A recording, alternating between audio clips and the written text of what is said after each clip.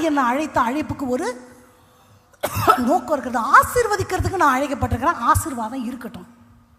இந்த ஆசீர்வாதம், வீடு, ஆஸ்தி எல்லாமே ஆண்டவர் நமக்கு தான் கொடுத்தாரு.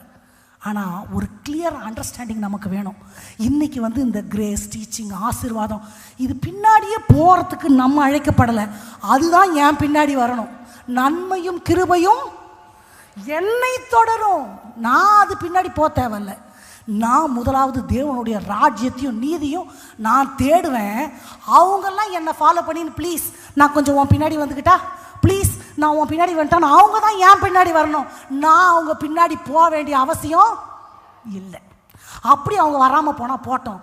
எனக்குரியவர் என் ஆண்டவர், என் தேவைகளை சந்திக்கிறவர் அவர். அவரை நான் தேடும்பொழுது எனக்கு என்ன கொடுக்கணும்? அன்றன்றுள்ள ஆகாரம் மட்டுமல்ல, 1000 தலைமுறையை பார்க்குறவர் என் ஆண்டவர். So I will father about that. ஆமாவா?